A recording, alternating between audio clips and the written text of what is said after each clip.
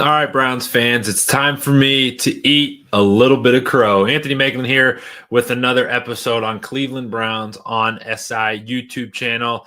And we're talking quarterbacks tonight and how the Browns made the decision here on Wednesday or Tuesday, whenever it was officially, but it was officially announced by Kevin Stefanski here on Wednesday to bench Jameis Winston and go with Dorian Thompson-Robinson to finish the rest of the year. Now, I do have to eat a little bit of crow here because I sat here in this chair on this stream on this channel, banging the drum to play Jameis Winston through the rest of the season, to continue building confidence in your team, to continue to keep some of your veterans, keep their tails wagging, keep them happy. You talk about Jerry Jeudy, you talk about David Njoku, Cedric Tillman, not so much, but Elijah Moore, and more importantly, even the offensive line. You got Wyatt Teller in there, Joel Bitonio. Give some of those guys some confidence that the Browns are still trying to win the football games, and do so with the guy that gives them the best chance to win. So after Sunday's debacle that was in downtown Cleveland, the Browns decided that their best chance to get a victory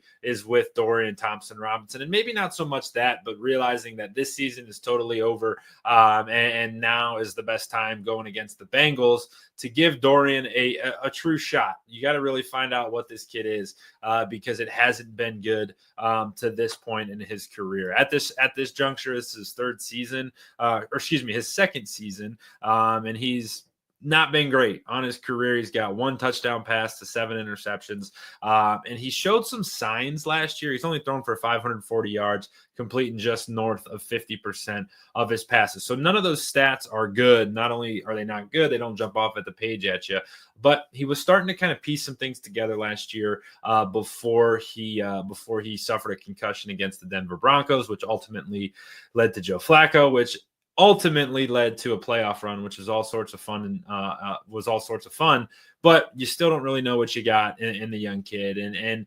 this is a great opportunity. And he spoke to it today in his press conference and basically was like, yeah, I'm taking this opportunity to show this organization that I can be the quarterback here, whether it's in the short term for a season or two, or it's a long term. He's really going to try to take this time to prove that he is the guy here. And now on the flip side of things, I thought Jameis Winston is going to approach this, or is starting to approach this with the proper mindset.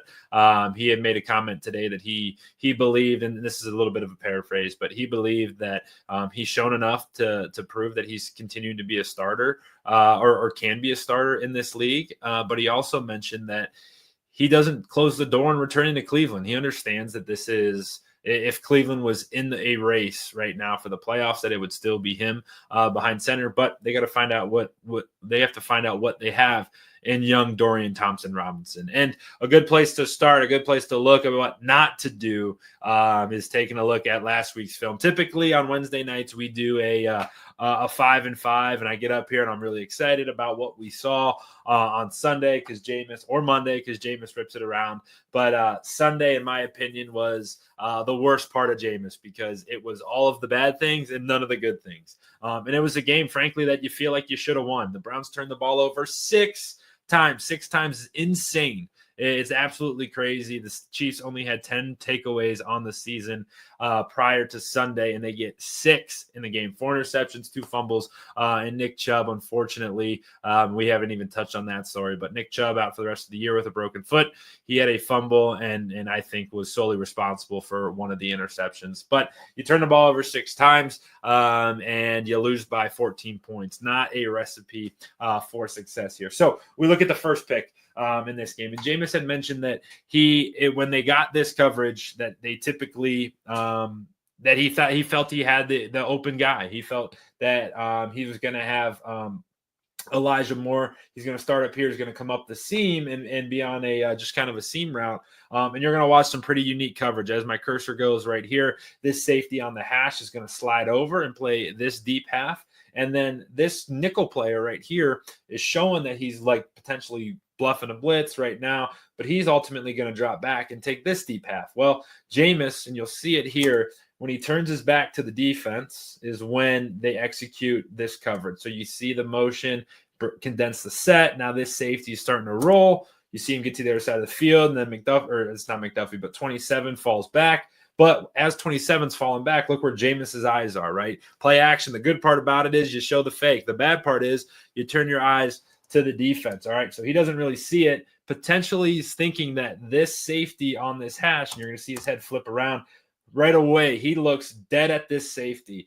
It's like, okay, I got him, right? This is a one high look. I got one-on-one, no backside safety help. Doesn't clear the backside safety on this side and just drops right back. And you see it a little in slow motion, lets it fly. And literally, I talked about it on Sunday, just never a chance on that one. It just was that one was a disappointing one, and a really a one that he's going to certainly want back. His second interception to Nick Chubb, I thought was just, that's one your running back just needs to really make a play on. And it was pretty unfortunate here. And now interception number 3 is, if this story is true and McDuffie was saying that he caught a glimpse of the scoreboard, if this is true, it's crazy. But he said he caught the scoreboard and saw Jameis rolling out to his way and saw him throw it on the Jumbotron and turned his head, and the ball was really right there. This one, I don't necessarily fault all that much. You get a little bit of emotion. It just can't happen. This turnover in the end zone cannot happen as Jameis drops back, does a nice job. We pick up the blitz, good protection up front. He steps up. All right, now it's time to make a play, right? We got, looks like triple-ish coverage here on Jerry Jeudy up the center of the field. And frankly, I love this shot, right? It's one-on-one. We talked about it in videos past. When you see the backside of a corner's head, your guy's wide open. Jameis sees it. He's throwing it. And you can see potentially right here, McDuffie's looking at the screen like ball's in the air. He flips his head around, and the ball just lands right in his hands. I think that is incredibly unfortunate for those 2 interceptions, but they cost you. That one in the end zone, obviously Dorian throws another pick. You have the fumble, Nick Chubb's fumble, and then you also have the fumble on the punt. 6 turnovers, 2 of them inside the paint of your own end zone is just not going to get the job done. And for the Browns, they've decided that enough is enough, and that they know what they're going to get out of Jameis Winston. And frankly, it might be okay that they sub him out now. Like, he's 1-3 on the season, got that big win against the Ravens. But think back to that one. If Kyle Hamilton just doesn't drop an interception, we lose that football game. And so you know what you have, and that may open up the opportunity for Cleveland to get a pretty team-friendly deal from a dollar perspective to open up some funds elsewhere. And there's obviously a lot of speculation going around on what the Browns could do. We'll certainly dive into that in future episodes. But for tonight, take a look at some of those miscues from Jameis and why the Cleveland Browns are going with DTR the rest of the way. Do I agree with the decision?